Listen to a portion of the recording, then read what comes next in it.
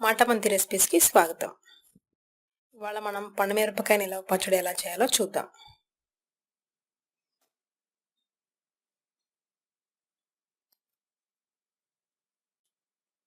ఈ పచ్చడి కోసం కావాల్సిన పదార్థాలు: అర కేజీ పండుమిరపకాయలు తీసుకోవాలి. వాటిని శుభ్రంగా కడగాలి.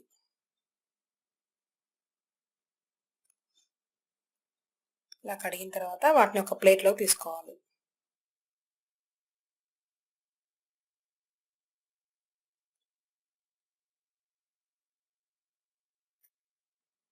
ఇప్పుడు వాటిని ఒక 10 నుంచి 15 మినిట్స్ వరకు ఎండలో ఉంచాలి. ఇలా ఉంచడం వల్ల ఏమవుతుందంటే ఆ పండుమిరపకాయల మీద ఉన్న మాయిశ్చర్ అంతా ఎవాపరేట్ అయిపోయి చక్కగా డ్రైగా అయిపోతాయి, మనం తొడవాల్సిన అవసరం లేకుండానే. సో జస్ట్ ఒక 10 నుంచి 15 మినిట్స్ వరకు ఉంచితే సరిపోతుంది. ఇప్పుడు పండుమిరపకాయల మీద ఉన్న స్టాక్స్ అన్ని రిమూవ్ చేసుకోవాలి. తొడుములన్నీ తీసేసుకొని పక్కన పెట్టుకోవాలి. చూసారు కదా. ఇప్పుడు టామరిండ్ ఒక 150 నుంచి 200 గ్రామ్స్ తీసుకోవాలి. టామరిండ్ మీద ఉన్న ఈ ఫైబర్స్ ఉన్నాయి కదా, ఫైబర్స్ని షెల్స్ని రిమూవ్ చేసుకోవాలి. మిర్చి కనుక ఘాట్ ఎక్కువ ఉంటే కనుక ఎక్కువ టామరిండ్ తీసుకోవాలి. యూజువల్గా సన్నగా ఉండే మిర్చిలు ఘాట్ ఎక్కువగా ఉంటాయి, సో వాటికి చింతపండు ఎక్కువగా పడుతుంది. కొంచెం లావుగా ఉన్న మిర్చి ఘాటు తక్కువగా ఉంటాయి, వాటికి తక్కువ తీసుకుంటే సరిపోతుంది. సో మీరు చింతపండు సరి చూసుకోండి. ఓకే. ఇప్పుడు ఆ చింతపండుని క్లీన్ చేసుకున్నాక ఇలా ఒక కంటైనర్లో పెట్టాలి అడుగున. ఇప్పుడు పండుమిరపకాయలని చిన్న చిన్న ముక్కలుగా కట్ చేసుకోవాలి ఇలా. ఇప్పుడు పండుమిరపకాయలని మరీ మెత్తగా కాకుండా కొంచెం ఫ్లేకీగా, జస్ట్ కొంచెం కచ్చాపచ్చాగా గ్రైండ్ చేసుకోవాలన్నమాట.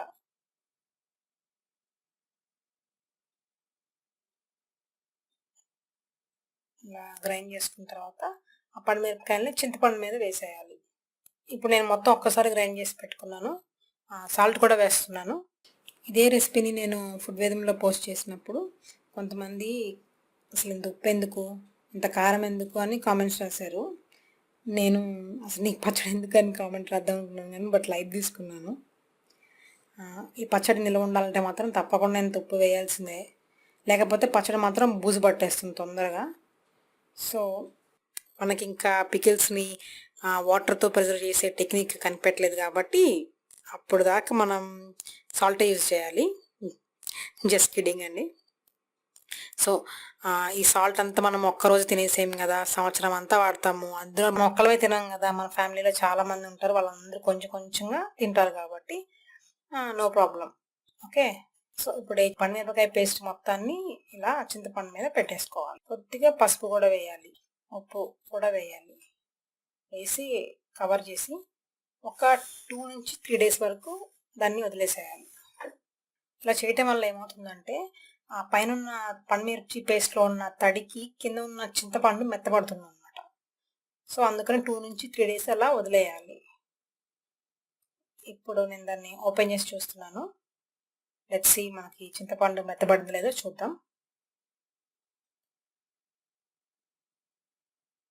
చింతపండు మెత్తగా అయిపోయిందండి. సో నేను పండుమిరపకాయ పేస్ట్ని ప్లేట్లో తీసుకుంటున్నాను, పక్కన పెట్టుకుంటున్నాను. ఇప్పుడు ఆ చింతపండుని మిక్సీలో తీసుకోవాలి. దాంట్లో వెల్లుల్లి పేస్ట్ కానీ లేకపోతే డైరెక్ట్గా వెల్లుల్లిపాయలు కానీ వేసేసి మెత్తగా గ్రైండ్ చేసుకోవాలి. చూసారు కదా, ఇలా మెత్తగా గ్రైండ్ చేసుకోవాలి. ఇప్పుడు దాన్ని తీసి పక్కన పెట్టుకోవాలి. ఇప్పుడు ఆ గ్రైండ్ చేసి పెట్టుకున్న చింతపండుని మళ్ళీ పండుమిర్చి పేస్ట్తో వేసేసి బాగా కలపాలి. బాగా కలిపేసి ఇప్పుడు దాంట్లో వేయించి పొడి చేసిన మెంతులు వేయాలి, మెంతుల పొడి వేయాలి అంతే. జస్ట్ కొద్దిగా సాల్ట్.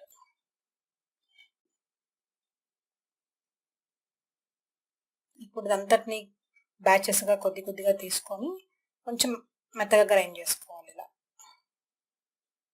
ఇలా మొత్తం పచ్చడి అంతటిని బ్యాచెస్లో గ్రైండ్ చేసుకొని పక్కన పెట్టుకోవాలి. ఇప్పుడు పండుమిరపకాయ నిలవ పచ్చడి రెడీ అయిపోయింది. మామూలుగా మామిడికాయ పచ్చడి అయితే కొత్తల్లో బాగుంటుంది, కానీ పండుమిరపకాయ పచ్చడి మాత్రం పాతబడిన కొద్దికి టేస్ట్గా ఉంటుంది అన్నమాట. సో దీన్ని మాత్రము ఒక్కసారి తాలింపు పెట్టుకున్నా మనకు అవసరమైనప్పుడల్లా కొద్ది కొద్దిగా పచ్చడిని తీసుకొని తాలింపు పెట్టుకోవాలి.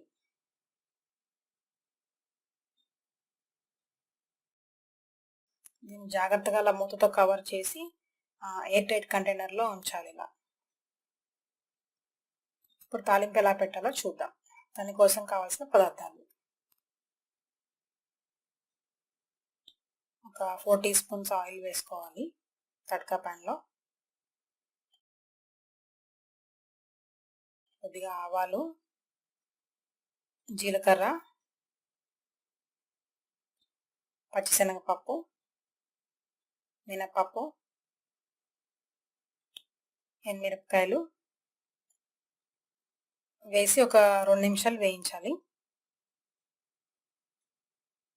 ఇప్పుడు దాంట్లో కరివేపాకు వేసి చిటపట్లాడే వరకు వేయించాలి.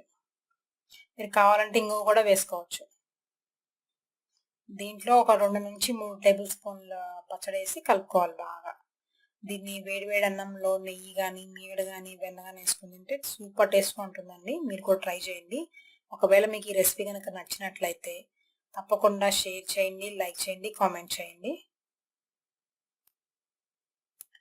టెక్స్ట్ రెసిపీ లింక్స్ కింద డిస్క్రిప్షన్ బాక్స్లో ఇవ్వబడినవి. తెలుగు టెక్స్ట్ రెసిపీ కోసం మీరు మాటామంతి.com విజిట్ చేయండి. ఇంగ్లీష్ టెక్స్ట్ రెసిపీ కోసం ఫుడ్ వేదర్ని విజిట్ చేయండి. Thank you for watching this video. Please subscribe to our channel.